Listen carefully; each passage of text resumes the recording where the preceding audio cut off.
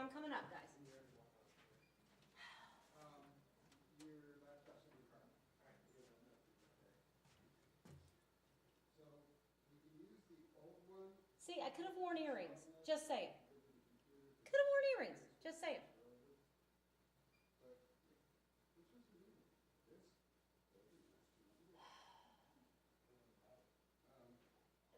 So we'll use that. We just can't plug the HDMI into it. But we can plug the HDMI into this.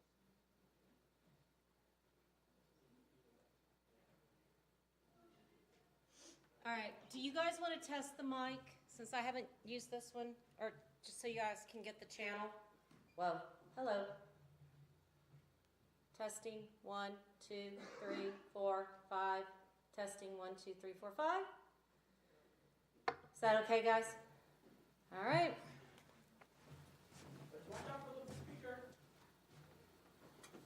Mute me. Oh, yes, it is. You're in control. My cousin, Just saying. Hurry up and eat it before I eat it. Take too long. you did that. You don't make me one. You don't want to let me get you something to get you banana? No, I asked for a bagel. Little cheese. You took too long to eat the bagel. I was about to eat some big stuff. That's your fault. Okay. All right, guys, we got like 10 minutes. Yes, ma'am. Yeah, I gotta, somebody's gotta help me play that video, guys. All right. If you can go to it now. Just go to it.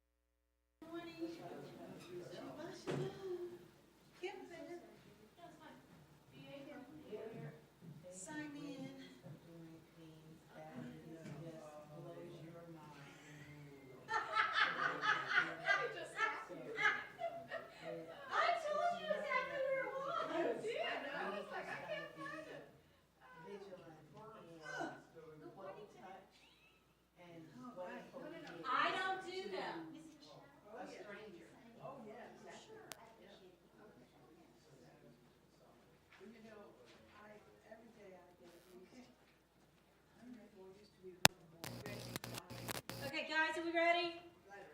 Because it's 5 after 10.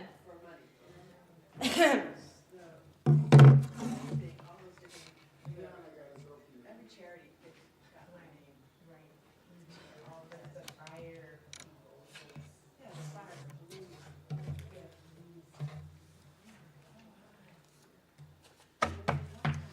Don't get those calls anymore. Reality is something. Stop. I don't know what it was. I think that Lynn is very good with phones. Anyway, she did something. Oh, and also she took me with to Amazon as a search thing, and now I use DuckDuckGo. You ever heard of them? Ringer. It's a search engine, and it's supposed to be really, Okay, Dan, are we on? Okay, so are we ready to start? All right, good morning, everybody. Glad you're here bright and early. Thank you to see everybody. So we're going to get started. So get done on time, hopefully. And, I need to mute my own. I'm sorry about that, guys. And get going. So we're talking this morning because we're coming up to Passover. Passover is going to be April 15th, going off the top of my head. So thank you. That Friday evening is when you would do your Seder at home. So what we're going to talk today is getting ready for Passover. What do you do to get ready for Passover? So we're going to try to demystify what Passover is. And really, just like anything in life, Passover is what you make of it. And sometimes I think we make of it too much. We overthink it. I know I'm guilty of that. Not really Passover anymore because I've done it for so many years, but other things in life. I totally overthink it. There's a Zig Ziglar quote that says, the difference between a good day and a bad day is your attitude. So your attitude or how you approach Passover is going to either make it or break it for you. You're either going to have a really good Passover or you're going to have a really bad Passover. So you can be really stressed or you can be really non-stressed. Just remember, just do it. Use the Nike thing. Just do it. Just do Passover. You're not going to do anything really, really wrong, okay? So you can really approach it with dread, or you can, really approach it with a sense of expectation and wonder and reverence, And that's what I'm here today, is to try to say, listen, you're not going to make a misstep. Just do it. If you got a question, text me, email me. I will do my best to answer it. But the first thing you got to do is check your mindset, okay? Check your mindset. So what's your choice going to be with your mindset? So the first thing I'm going to do, for those of you who are kind of new to this, especially if you're virtual, is what is the word Seder? And the Seder is a Hebrew word that actually means order. So to your Passover, there is an order. And in this case, it specifically refers to the prayers and the activities on the evening of Passover that stems from the Haggadah. You have a Haggadah that you go through. And Cheryl's going to be talking about this next week and going through it with you. And it stems from chapter 12 of the Exodus in the Torah, when they left slavery in Egypt to become free. And the Haggadah actually means to narrate or to explain. And in Exodus 13:8, the Israelites are instructed to tell your child on that day, saying, "It is because of that which God did for me when I came forth out of Israel." So basically, on the basis of this passage, it's considered a duty to narrate the story of the Exodus on the eve of Passover and pass it along to future generations, as well as remind ourselves of what our history is. If you're Jewish, this is your history. If you're a Gentile, this is your spiritual history, because we're grafted in.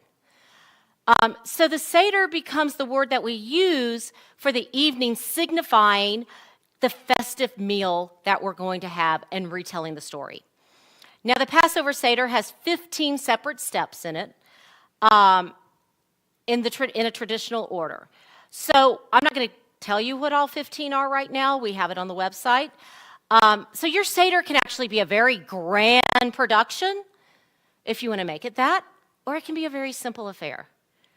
But if you've never done this before, and you go to Pinterest, and you put in Passover Seder, and you start looking at all these pictures, and you're going to go, oh my gosh, I can't do this, right? You get tied up thinking, I've got to do everything perfectly. I can't make a mistake because God told me to do this. Oh my gosh, what do I do? Right? You start panicking and you start overthinking. I don't have a Seder plate. I don't have the right Seder plate. I don't have the right Haggadah. I can't clean my house good enough. I don't have enough time to do this. I've got to work. I've got kids. I've got to go here. I've got to do that. What am I going to do?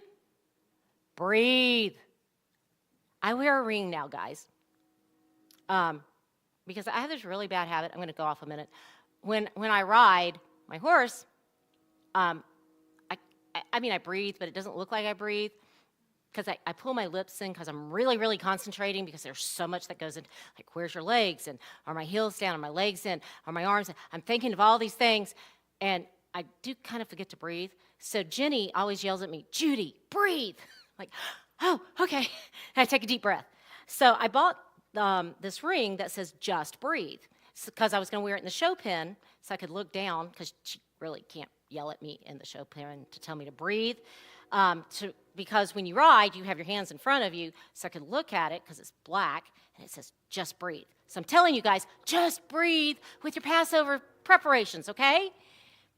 Don't get these unrealistic expectations and all these preconceived attitudes and a hectic life and use that as an excuse not to do Passover. I'm telling you, do not do that, okay? So before I get to breaking down Passover for you, I do want to address one issue, and that is why. Why should I go to all this trouble, okay? Again, as you hear me say all the time, first of all, God's word tells us to celebrate this. Leviticus 23, 4-5 says, these are the appointed feast of Adonai, holy convocations, which you are to proclaim in their appointed season. During the first month, on the 14th day of the month, in the evening is Adonai's Passover. So clearly, God's word, if we believe God's word, he told us to do this. Okay? So, God's saying, there's a holy appointment, put it on your calendar. Don't miss it, When you go to the doctor, you put it on your calendar. You go to the dentist, you put it on the calendar. God's saying, I'm more important than all those people, put it on your calendar, okay? And then Numbers 9-14 says, a foreigner, okay, you Gentiles, you're the foreigner, hello. A foreigner residing among you is also to celebrate the Lord's Passover. In accordance with its rules and regulations, you must have the same regulations both for the foreigner and the native born. No distinction, okay? So right from the beginning, God made allowances, so to speak, for the non-Jew, the Gentile, to celebrate Passover. So it wasn't just put into the new covenant as an afterthought. It was there from the very beginning. So remember, the Bible is a complete book. There's really not an old and a new. It's one continuous thing. And each covenant builds on the other, okay? Bible's not a buffet. We don't pick and choose. Remember that. Secondly, we are to be a model for future generations. So if they don't see us doing it, they're going to think they don't have to do it. So we see in Luke 2:41, it says, every year Yeshua's parents went to Jerusalem for the festival of Passover. So Yeshua's parents were the role models teaching their children. Although, can you imagine the responsibility of raising the Son of God? Irregardless of teaching the Son of God the laws of God because he already knew them? Yeah, I wouldn't want that. That blows my mind. But anyway, because we see Proverbs 22:6 says, train a child in the way he should go, and even when he's old, he will not swerve from it. So if we don't celebrate this in our homes with our kids, our grandkids, our friends, our aunts, our uncles, and they don't feel and see and experience the importance of Passover, what does that tell them about God's word? What does that tell them about how we feel about God's word? So for us to do this, it needs to come from a heart motive of wanting to serve God, of wanting to love God and love God's commandments.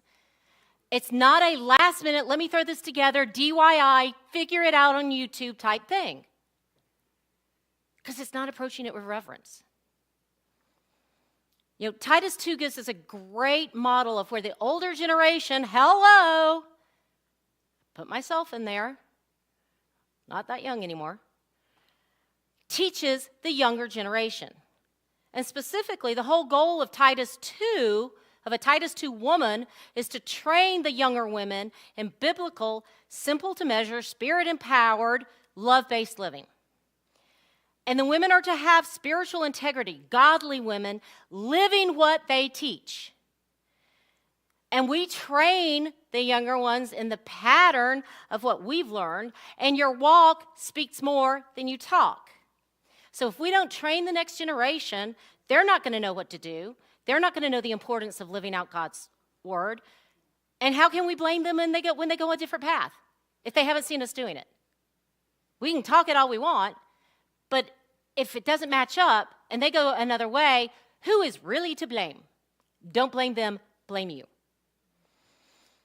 So every year, instead of making the effort to do Passover on your own, and you go to some ministry Seder, that doesn't cut it, guys. Because it needs to be done, it says, in your home. Okay? So let's swing back to Exodus 18. It says, tell it to your child. That's a direct command to parents to teach your child, not somebody else to teach your child. Okay, we say, well, what if I don't have kids at home anymore? What if I'm single? What if it doesn't matter? It still says you're supposed to celebrate Passover. Go back to the verse in Leviticus. It doesn't caveat it about that, okay? The command still stands to tell the story of Passover. So invite others to join with you. Adopt your family. I told someone the other day, I'm at the point in my life now, because I'm an only child, and my mother's getting up in age, that I have to make my own family. So I told these people, we've been friends for a number of years, I said, you guys are my family now. And they think that I'm family also. I said, so you're my family. So, you know, have a potluck Seder or assign people to bring something if you don't feel like you're that good of a cook, you know. You do what you're good, and what they're good, let them do, and do that. There's numerous ways to make a Seder come alive in your household if you are a single household. And then remember, Passover isn't just the first night. From Passover, we go into the Feast of Unleavened Bread. So again, we're still stuck with no leaven, no yeast for all this time. So swap recipes. I have to tell a funny story. Last year, we did a Seder, and then Scott and I and Natalie did another Seder for our dog trainer, Doron, because he had never experienced, even though he's Jewish, he had never experienced a Messianic Seder. Now, he's Sephardic. And Natalie had told him, he said, you better come hungry, because Mom knows how to cook. He didn't believe her. So they decided to stop on the way to my house and get something to eat. Yeah. Then he walks in and goes, and he looks at Arlene and goes, we're in trouble. Yeah, he was in trouble. I don't let him forget that. It's fun. So anyway, you know, swap recipes. You can have your kids research recipes and come up with something and then have them make it even. You know, buy a Passover cookbook. I have a lot of them that I swap out. I actually have this one cookbook, guys. Oh, it's old. I literally, when I open it up, it falls to this one. It's my short rib recipe.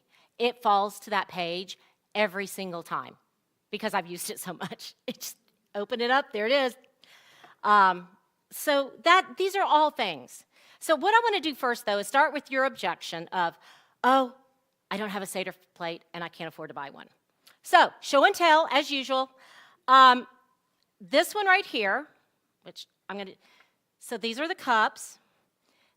This Seder plate, let me move these, right here, is actually the Sekulow family Seder plate. It got passed to me when Scott's mom passed. It came to me. So this is the one that we use. In fact, my saltwater cup has been used for so many years, it's falling apart and I can't even use it anymore. All of this that you see right here, I literally pulled out of my own house. Look, just a nice wooden tray. We have a plastic melanite tray. We have dollar store cups. I cannot promise you that you'll find blue ones anymore. I've had these for years. Okay? They hold all your elements and you put them on a tray. Now these are really big, okay? So they're not all going to fit. Look, plastic. Probably dollar store. Or it might have been Party City. I don't know. I'd have to look. Does it tell me? No. Dollar store, Party City, and then put your elements on it. Little ones, dollar store. I can tell you the dollar store still has these because I love these. I have a lot of these. I have a lot of these. We'll leave it at that, okay? But this right here, this one,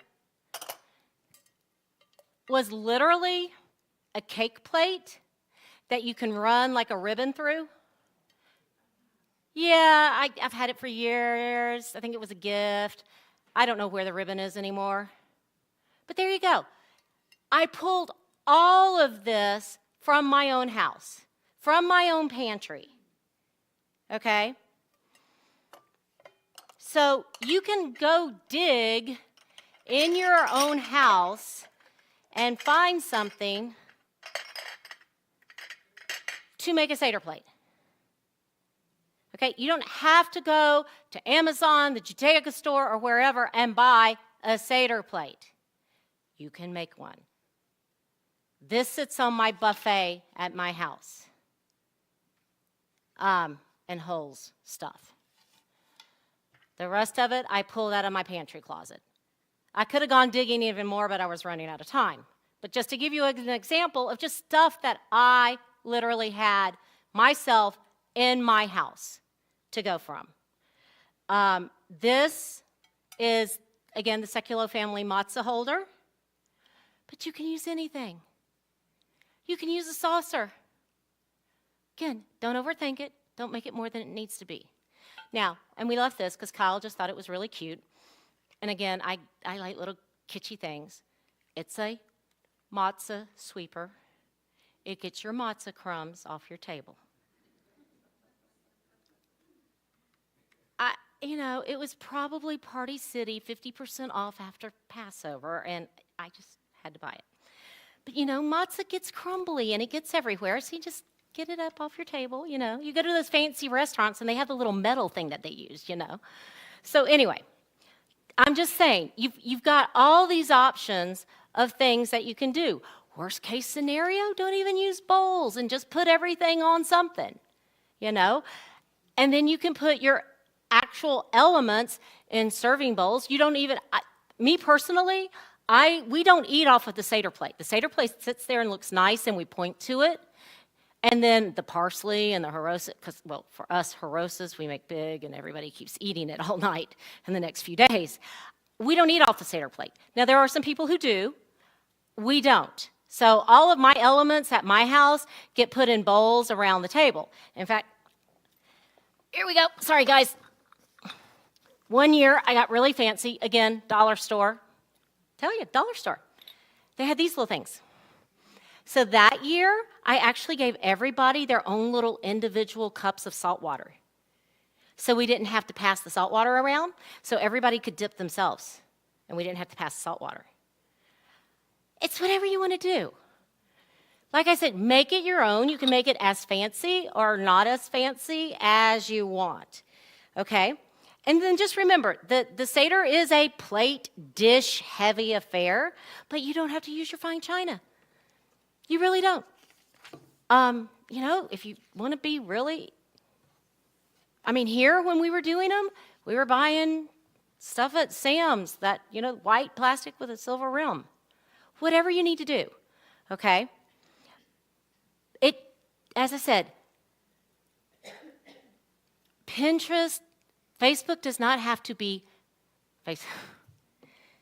Passover does not have to be Facebook or Pinterest worthy, okay? You see all those, everybody put, oh, look, my Passover Seder, and they take a picture and they post it to Facebook, or it's on Pinterest.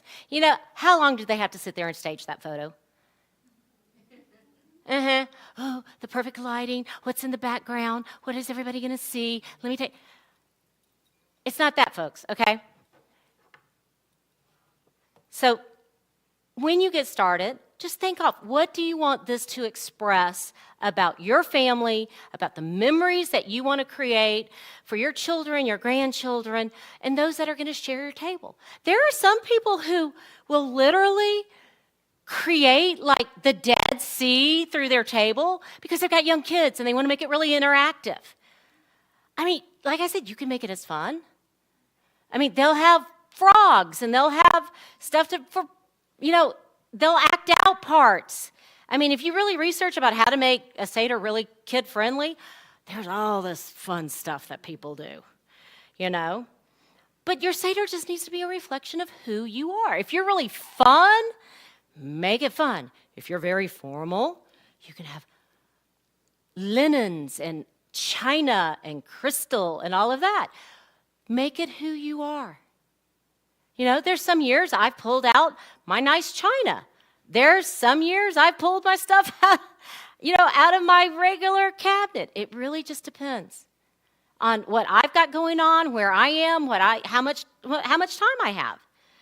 So I'm not saying change it up so much where it feels foreign, but just make it where it feels natural, okay? And think about the traditions for this time of year, but understand that traditions don't happen overnight. If you do something one year and it just really failed, it just flopped. Haven't we all had that happen sometimes? Don't do it again. Don't get so tied into it that you keep doing it when it doesn't work, okay?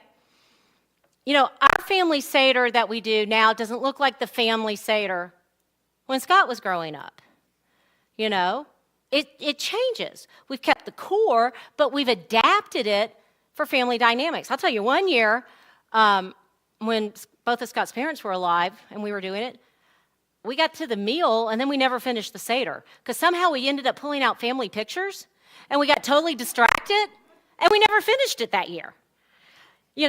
So just remember, Jewish holidays are meant to be family times to strengthen family bonds.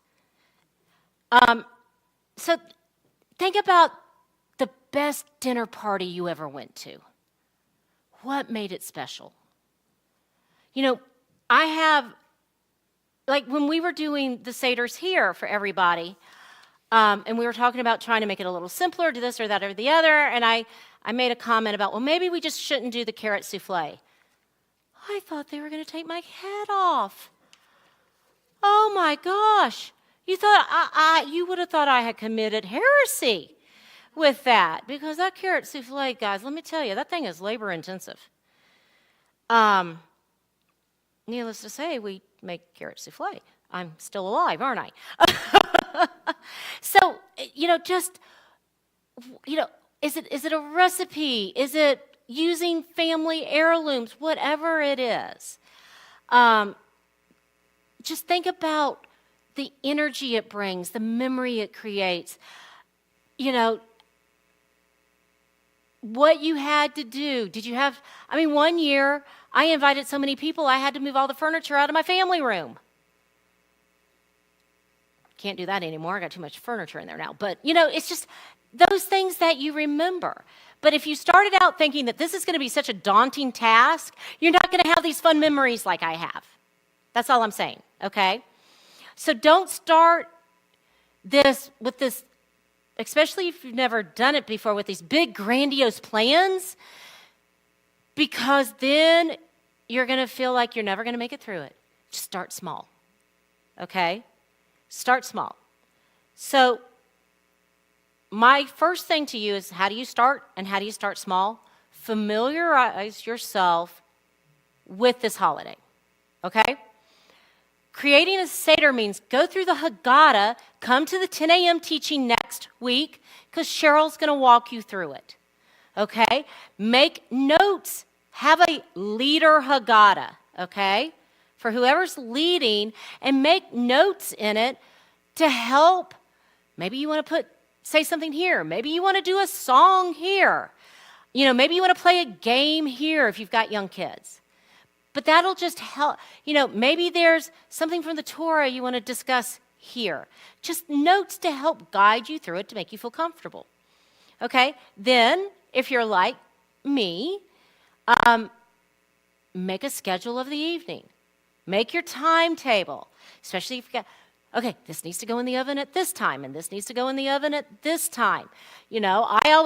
I literally will start pulling my dishes a few days before, and I take Post-it notes, and I put a Post-it note in it.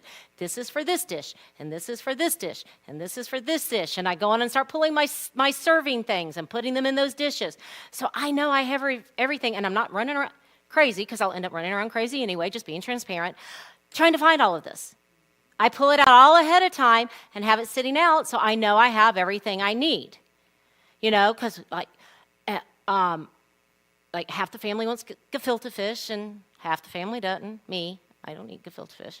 So I make sure I have enough saucers for the gefilte fish people, because you got to have those extra saucers for that, because then you have your saucers for everybody who wants the all of the elements of the Seder, but then they don't want to put their gefilte fish where their harosis has been, because that doesn't taste good, so you have to have extra, you got to think through all of this stuff.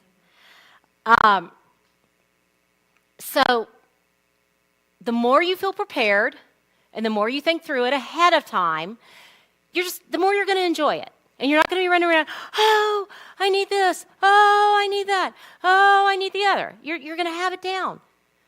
Because I literally make lists, and they all go on top of on my refrigerator. The dishes I need, the food I'm making, when things need to be done. One year I overcommitted my oven because I only have one, and only one dish can go at a time. So yeah, that wasn't fun. So I've learned, don't overcommit my oven space. And then I have to pull, do I have all my warming trays? If I'm cooking a lot of things that I have to keep warm, do I have the warming trays and make sure I can find them? And then I have to make sure I have the extension cords so they can all get plugged in. I think through all of this in advance. But again, I will admit that's my gifting, all right? If it's not your gifting, start now, okay? Just start now. You've got 2 weeks, 3 weeks, however many weeks. Just start now, okay?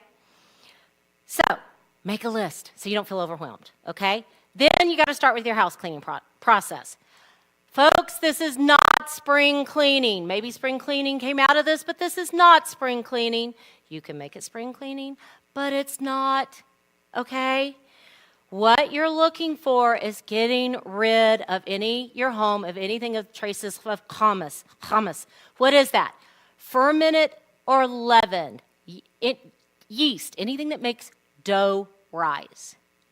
So here's why you need to start now. Think of all the stuff in your freezer, the frozen pizzas, all that, all that stuff. You got to start eating it now. You don't want to wait till the last week and have to start eating all of this stuff, because there's a lot of stuff to eat. Think about your crackers that you may have. Some crackers do have it, some don't. It's just a lot of stuff that you may have to eat, okay? And grains that can become hummus are wheat, spelt, barley, oats, and rye. There's also some alcohols. I don't want you drinking all your alcohol in 1 week. I am not advising that. You can. I'm not advising, okay? So beer, whiskey, and other grain alcohols also. All right? I don't think you want to clean while you're a little inebriated. Well, it can make your cleaning a little happy, but I'll let you decide. So why do we have to do this? Again, the Torah tells us to. Exodus 21:15 says, "Eat matzah for 7 days. By the first day, you must have your home cleared of all leaven." Again, God's telling us to do this. Now, Judy's not telling you to do this. God's telling you to do this, okay? Whoever eats hummus from the first day to the 7th day will have his soul cut off from Israel. Well, that's pretty significant. And then in 12:19 through 20, it says, "During these 7 days, no leaven may be found in your home. If someone eats anything of hummus, his soul shall be cut off from the community of Israel. It is true, whether he is a convert," okay, there you guys go, you Gentiles, "or a person born into the nation. You must not eat anything leavened." So this is not just the first day, guys. This goes the first day and 7 days. Well, eat matzah for 7 days. That's a lot of matzah. Now, so people go, well, how much matzah do I have to eat? If you go and look into rabbinics, they say you eat a square a day. And if you eat too much, you better start taking some things because your digestive system's going to start slowing down, if you know what I mean. Read between the lines. We're going to leave it at that. Okay? So, Passover cleaning is any place that food has been brought into. Your kitchen, maybe your family room, your favorite chair. Remember the Lazy Boy of Life sermon where you sit there and you eat your pizza and you drop your crumbs. So, get the vacuum cleaner attachment and get down in there really good, okay? So just make a list of the rooms in your house and cross them off as you do them. And then, upon penalty of death, tell anybody in your family if they go eat in there, they're dead. Not literally, but you get what I mean. You're just going to make their life miserable. And then enforce the pre-Passover house rules. No food may leave the kitchen. Take it outside. Whatever. But it doesn't go there anymore. Okay? Your drapes, your window treatments, your chandeliers, your baseboards do not have to be clean. Like I said, it's not spring cleaning, okay? If you have to and you're feeling overwhelmed, start with your kitchen and your dining room where you're going to have your Seder. And make sure those are clean, okay? You don't have to go clean your closets and your clothes. I mean, unless you stick bread in your pockets. But, okay. Again, this is a place where the enemy can defeat you, and he's going to make you think your house can never be clean enough. Okay? I don't have to worry about that because my house is just full of dog hair. I'll be honest with you. I can felt small animals with the amount of dog hair that I have in my house right now with the animals. So I just have to look for dog hair and I'll be fine, and then everything else will be clean. But so don't let the enemy defeat you in this, okay? And then while you're cleaning your physical homes, think about cleaning your spiritual home, okay? So why are we commanded to remove this? Because it represents a corrupting influence, okay? A hidden uncleanness that manipulates pure elements.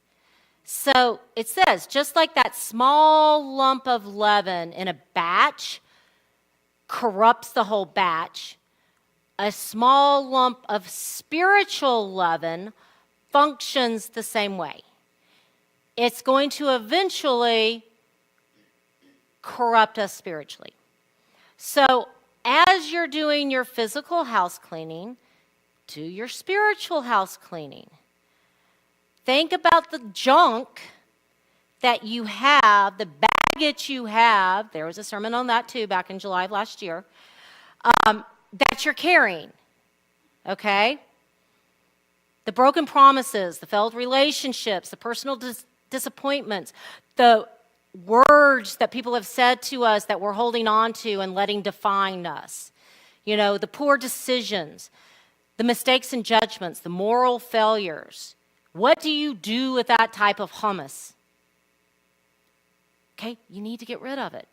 You need, just like you're cleaning, you know, you're clean your heart before the Lord. Let him clean you of that, okay? But then, as you're getting rid of the leaven in your house and you're doing your spiritual cleaning, you need to also think about what items in your house are causing that leaven within you, though. Are there books? Is there music? Is there video games? What may it be? Do you need to do a purging of that also? Okay? Now, if you cannot use, going back to the cleaning, the physical cleaning of your house, if you cannot use all the products in your house that may contain leaven, like if you just have a huge store of this special aged whiskey that you're just not going to drink in 3 weeks, you know, find a special place in your house, get a tub, put it all in it, seal it up, store it away where you can't see it for the duration of the holiday. Get it out of the sight, you know. Lock it up, you know, especially, why is it, let me ask you, that Girl Scouts always sell their cookies right before Passover? Anybody ever thought about that? I mean, I can't eat them anymore, but, yeah, why? There's something evil about that, I'm just saying. The timing. You know, especially, what were the ones that have the coconut and the chocolate? Those are the devil. I could eat a whole box of those. Oh my gosh. And Scott loved the Thin Mints, and he'd put them in the freezer. So yeah, we would also always have a box of Thin Mints in the freezer. Yeah, so, you know, especially if you have that stash of Girl Scout cookies and you just can't, because what are they, $6 a box now? $8 a box? I don't know what they are. Yeah, those things are expensive. So once you've got your house cleaning done, your spiritual house cleaning that you're working on, you know, hey, clean your house, put on some good praise and worship music, praise and then worship, and when you worship, start cleaning, okay? Or when you're in the shower, clean physically, clean spiritually. I don't know. You guys figure it out. Okay, then start planning your menu, okay? Now, there's certain elements you have to have. You got to have your matzah. You have to have your salt water. That's really easy, guys. Boil some water. Put some salt in it. The salt melts. You got it done. Not hard.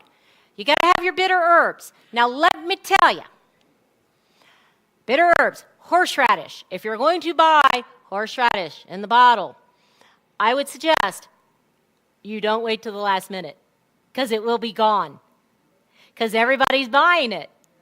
Especially when Easter hits around the same time. It can get hard to find. I'm just telling you. You might want it, and it doesn't go bad. You can go in and buy it in advance, like now, when you know you can get it. Especially if you like a specific brand. I don't remember. I know what it looks like. It's in the bottle. It's got the blue label. Anyway, and it comes regular and hot. And if you like the hot, you need to go in and buy it, because you're not going to find it, I promise you, at that time. So anyway.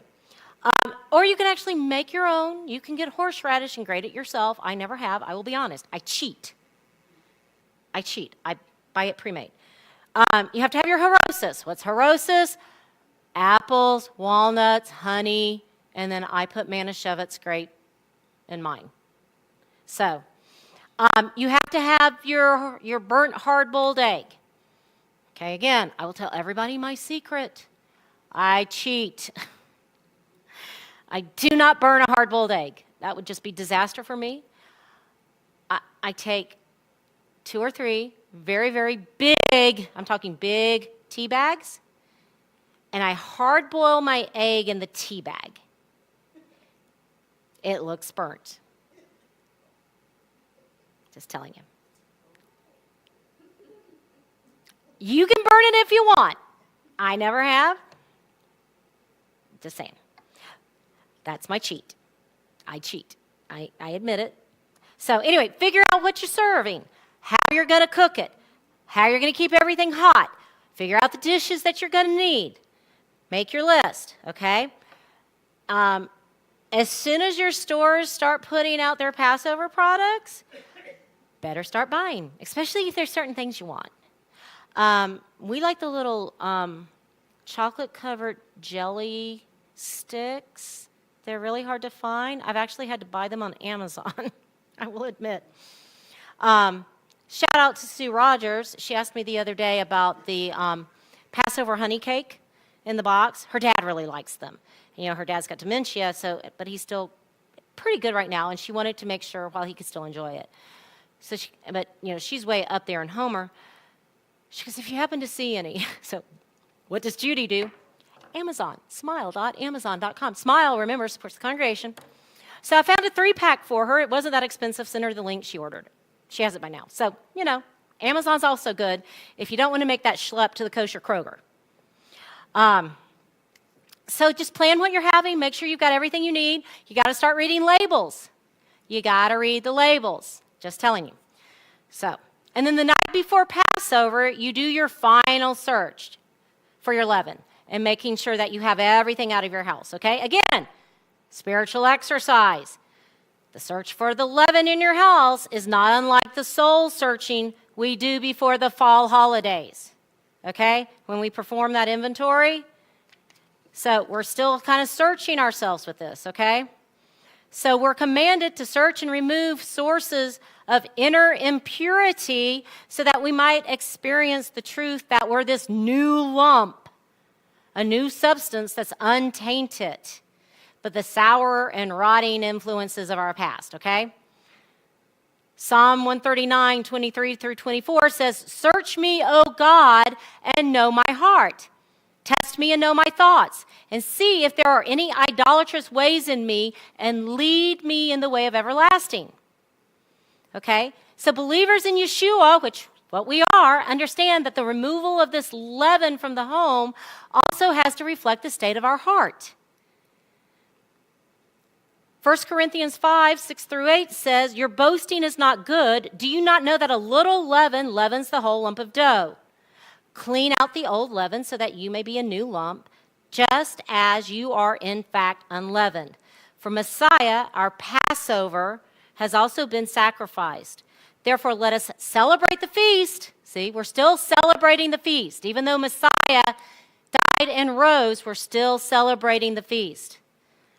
Not with old leaven, nor with the leaven of malice and wickedness, but with the unleavened bread of sincerity and truth. So where there's unconfessed sin, where you're harboring malice and bitterness against your family, your friend, your neighbor, whatever it may be, there's obstacles in relating to God, because sin keeps us separated from God. And this foundational feast finds its fulfillment in the spiritual freedom in Messiah Yeshua. In fact, the new covenant is built upon the foundation of Passover. Hence, Yeshua being declared our Passover lamb. And Passover is like the parable and the analogy of sowing seeds and reaping a harvest. The more you sow into your preparation in the feast and all of the feast, be it hosting a gathering for Passover or attending a gathering or attending a service, the more you're going to reap as a spiritual harvest. And Passover gives us 4 ideas that are at the heart of the Seder. And if we take these ideas and incorporate them into our life, then we have the keys to lead this spiritual, successful life. Okay? The first is memory. Passover tells us to remember. It's a biblical mandate. And it never really seemed important to anybody prior to the Jewish people coming on the scene. And it was the Passover story which Adonai told us to commit to memory. History is the only way we can learn from the past. And memory links our past to our future. It turns history into destiny, and learning to treasure our history for all of its successes and failures is the first step in our ladder of greatness. So memory is the first thing. Number 2 is optimism. To study the Passover story in depth is to recognize that the most difficult task Moses had to perform was not to get the Jews out of Egypt, but was to get Egypt out of the Jews. They had become so habituated to their status as slaves that they couldn't think of anything else. They couldn't believe that they were anything else. They didn't think they could ever improve their lot. And without hope, they would have been lost. So the true miracle of Passover and its relevance for the ages is the message that without God's help, no difficulty is insurmountable. A tyrant like Pharaoh can be overthrown. A nation as powerful as Egypt can be defeated, and slaves can become freemen.